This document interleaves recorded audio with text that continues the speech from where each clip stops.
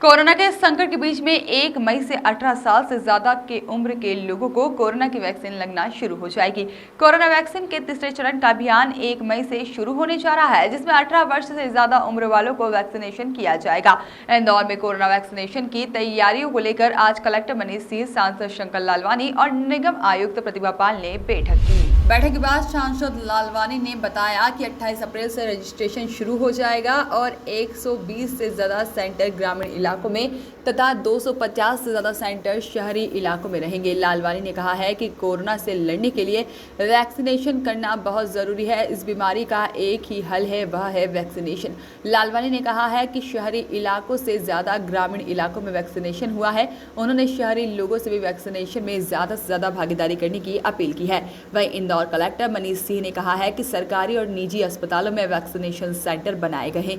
शासकीय सेंटर में निःशुल्क वैक्सीनेशन कार्यक्रम रहेगा और प्रत्येक वार्ड में 3 केंद्र बनाए जा रहे हैं। वैक्सीनेशन को बढ़ावा देने के लिए जनप्रतिनिधियों की ओर से जागरूकता अभियान चलाया जाएगा। मुख्यमंत्री जी ने जिस प्रकार घोषणा की है कि आने वाले 1 मई से 18 वर्ष से ऊपर के सभी लोगों को टीकाकरण वैक्सीनेशन प्रारंभ किया जा रहा है और उसी के अंतर्गत माननीय मुख्यमंत्री जी ने ये घोषणा की कि हम प्रदेश में सभी युवाओं को निःशुल्क टीकाकरण वैक्सीनेशन कराएंगे। आज उसकी प्रारंभिक जो बैठक है, जो वैक्सीनेशन की तैयारी को लेके हमारे सभी अधिकारियों ने जो ब्लूप्रिंट बनाया उसको लेके चर्चा हुई। अभी जो शहरी क्षेत्र में जो इसमें काम में मदद करेंगे वो नगर निगम ऐसा जिला प्रशासन ने तय किया है और ग्रामीण क्षेत्र में सीओ जिला पंचायत और उसकी पूरी टीम लगी रहेगी। 120 के आसपास जो केंद्र हैं वो लगभग 125 के आसपास केंद्र ग्रामीण में रहेंगे और लगभग 250 से ज़्यादा केंद्र शहरी क्षेत्र में रहेंगे। 28 अप्रैल से ये रजिस्ट्रेशन शुरू होगा और ऑनलाइन रजिस्ट्रेशन के माध्यम से टीकाकरण किसको कहाँ पर जाना है उसकी शुरुआत हो जाएगी। मैं आपके माध्यम से हमारे पूरे युवाओं को निवेदन करना चाहता हूँ कि इस बीमारी का एक ही हल है, वो है वैक्सीनेशन वैक्सीनेशन वैक्सीनेशन। मुझे इस बात का बहुत ताज्जुब हुआ जब हमने आंकड़े देखे कि हमारे ग्रामीण क्षेत्र में लगभग 84% लोगों ने वैक्सीनेशन लगा दिया और उल्टा शहरी क्षेत्र में लगभग 50-52% लोगों ने ही टीकाकरण करा। अगर शहरी क्षेत्र में भी ज़्यादा टीकाकरण वैक्सीनेशन होता है, जिस प्रकार हमने टीका उत्सव प्रशासन ने पूरी व्यवस्था की, सरकार ने पूरी व्यवस्था की थी, एक टीका उत्सव आयोजित भी किया था और पूरे शहर में एक वातावरण बना था। सब सुविधा होने के बाद भी लोगों ने वैक्सीनेशन जिस तादाद में होना चाहिए था नहीं करा पाए। ये सर्वे में भी हमारे सबकी जानकारी में आया है कि जिन्होंने वैक्सीनेशन कराया है उनको इस बीमारी का असर न के बराबर हुआ है। तो मुझे लगता है ये एक चूक हमसे हुई है, आगे ना हो इसके लिए सभी से निवेदन है कि लगभग जो 18 साल के ऊपर है, लगभग इंदौर में 17 लाख के आसपास हमें ऐसा लगता है कि जनसंख्या है जिनको वैक्सीनेशन की आवश्यकता है, ग्रामीण और शहर मिला के। उसमें अधिकांश शहरी क्षेत्र के लोग हैं। तो मेरा निवेदन है कि जो 1 तारीख से वैक्सीनेशन का शुरुआत हो रही है उसमें हम सभी बढ़ चढ़ के हिस्सा लें। इसमें प्रशासनिक स्तर पर, वार्ड स्तर पर इसकी कार्य योजना बना रहे हैं और सामाजिक संगठन, सभी राजनीतिक संगठनों से हम निवेदन करेंगे इस वैक्सीनेशन कार्यक्रम में सहयोग प्रदान करें। नहीं, देखो हमारी सरकार की तरफ से, प्रशासन की तरफ से आपने देखा होगा उस समय तो 400 से ज़्यादा केंद्र बन गए थे शहरी और ग्रामीण मिला के, और मध्य प्रदेश में सबसे ज़्यादा सेंटर अगर बने तो हमारे इंदौर में बने और ग्रामीण क्षेत्रों में लोगों ने रुचि ली, जबकि हमको ऐसा लग रहा था शहरी क्षेत्र में लोग रुचि ज़्यादा लेंगे। पर क्यों नहीं हुआ इसकी हम जानकारी निकालेंगे। पर ये हम सब के लिए, देखो ये कंपलसरी नहीं है, ये मोटिव है, पर हमको अब लगाना चाहिए। अगर शहरी क्षेत्र में भी ये सब लोग लगा लेते तो मुझे नहीं लगता है कि इतनी संख्या में जिस प्रकार से मरीज आ रहे होते आ पाते। लेकिन अब समय आया है, सबके लिए वैक्सीनेशन शुरू हो रहा है, मुझे लगता है सबको वैक्सीनेशन लगाना चाहिए।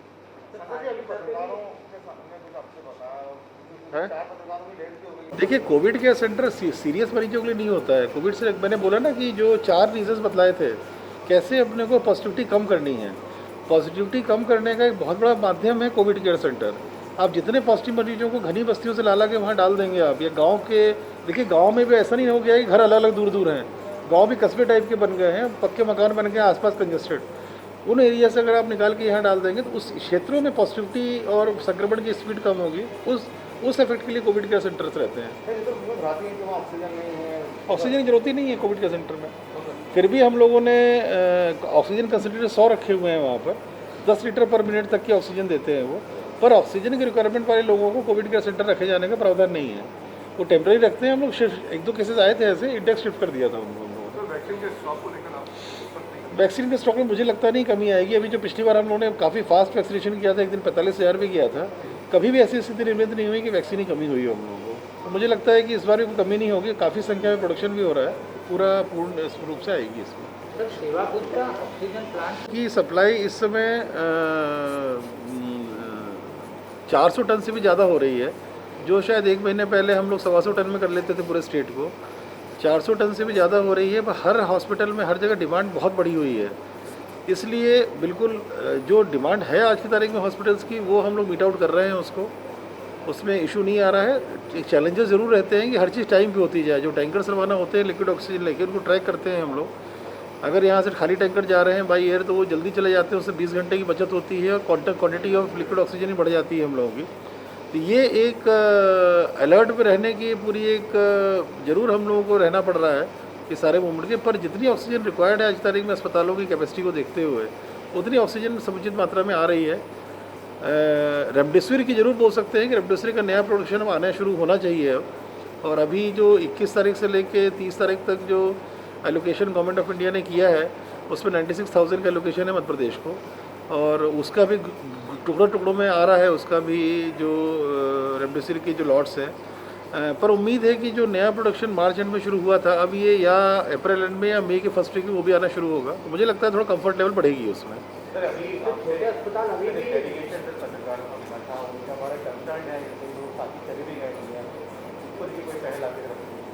उसमें ये दुखद है घटना। ये हम लोग की तरफ से जो भी हमारे पत्रकार साथी रहते हैं, उनको, मेरे साथी सब रहते हैं, मेरे संपर्क में जानता हूँ सभी लोगों को, तो उन्होंने पूरे इस पीरियड में 1 साल में पब्लिक के को संदेश देने में प्रशासन का, क्योंकि ऐसे समय में संदेश के जरिए कम हो जाते हैं जब लॉकडाउन की स्थिति रहती है, तो इन्होंने सभी ने रिस्क लेकर के ही अपना पूरा ये आदान प्रदान किया। जो समाचार का जो सही जानकारी, तथ्यात्मक जानकारी सही जनता तक पहुँची है। दुखद घटनाएँ हुई हैं कुछ। आज आप सभी लोगों ने माननीय सांसद जी से अनुरोध किया था कि उसमें हॉस्पिटलाइजेशन में, मेडिकेशन में, डॉक्टर से कोऑर्डिनेशन में कहीं कोई एक ऐसा हो जाए। माननीय सांसद जी ने बोला है अधिकारी को नियुक्त करने के लिए।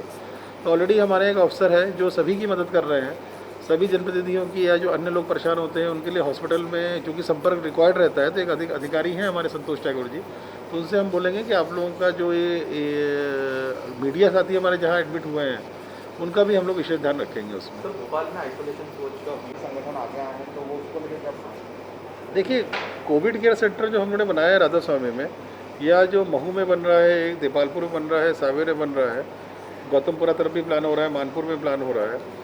कोविड केयर सेंटर हेल्प करता है पॉजिटिव पेशेंट्स को घनी बस्तियों से निकाल के शिफ्ट करने में, ताकि वहाँ जो संक्रमण हो रहा है उस संक्रमण के पेस को कम किया जा सके।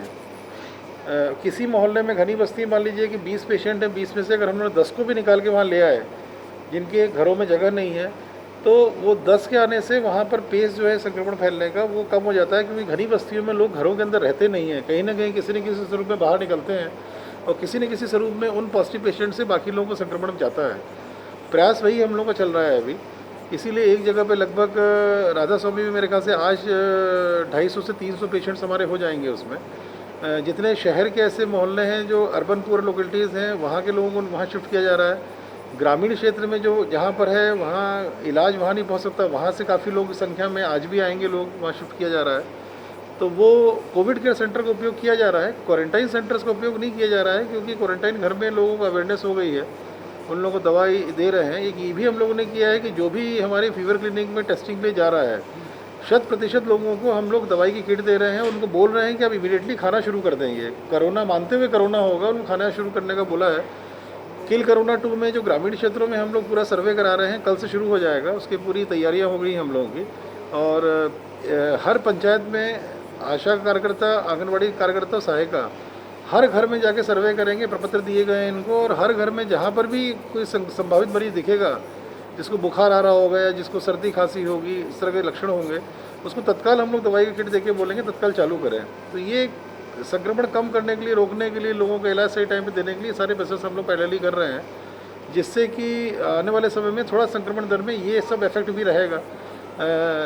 जनता कर्फ्यू के साथ में ये वाली एक्टिविटी भी, plus contract micro containment area ही बना रहे हैं। अभी हम लोगों ने लगभग 37 करीब बनाए थे, उनके 7 दिन पूरे हो गए हैं। अब आज और प्लानिंग चल रही है, आज और कल में हम लोग 40 और नए बनाएंगे, शिफ्ट करेंगे उनको दूसरी जगह पे। तो कंटेनमेंट एरियाज़ भी हम लोगों की इस प्लानिंग में आता है, जनता कर्फ्यू इस प्लानिंग में आता है। तीसरा जो मैंने बोला कि दवाइयाँ हम लोग जल्दी दे रहे हैं हम लोग, वो इस प्लानिंग में आता है। और कोविड केयर सेंटर में शिफ्ट करना, लोगों को निकाल लेना, वो भी उस प्लानिंग में आता है। चारों एक्टिविटीज़ जो हैं ये आपके संक्रमण दर को, पॉजिटिविटी रेट को कम करने में सहायक होती हैं, जो अभी क्वेश्चन आपने पूछा है। और मुझे लगता है कि इसका धीरे धीरे असर आएगा, क्योंकि ये बहुत संक्रामक वायरस है और वायरस अलग तरह का है, ये खतरनाक भी है थोड़ा। लंग्स में बहुत जल्दी 2 तरह के हैं, एक डबल म्यूटेंट स्ट्रेन है और एक यूके स्ट्रेन है। डबल म्यूटेंट स्ट्रेन के बारे में बोला जाता है कि इस तरह का इफेक्ट बहुत जल्दी वो इफेक्ट करता है लंग्स को। सर जो दवाइयाँ एक्सटेंड हो रहा है 30 तारीख के बाद, अभी संक्रमण की दर स्टेबल बनी हुई है, और ये माने कि 1-2 दिन से हल्का सा डिप दिख रहा है नीचे की तरफ, पर वो इसलिए उसको नहीं बोल सकते कि कम होना शुरू हो गया है, किसी दिन में बढ़ भी जाता है। पर उम्मीद है कि जो पहले कोरोना कर्फ्यू लगा था, फिर जनता कर्फ्यू थोड़ा स्ट्रिक्ट लगा है, इसका असर डेफिनेटली 30 तारीख के बाद देखने को मिलेगा। और अभी की स्थिति को देखते हुए कुछ शहरों ने 3 बजे तक बढ़ाया भी है। अभी की स्थिति देखते हैं तो अभी ऐसी स्थिति में खोलना तो नहीं चाहिए पूरी तरह से, और रिस्क है लोगों को, क्योंकि अस्पतालों के बेड्स पे प्रेशर अभी पड़ा हुआ है।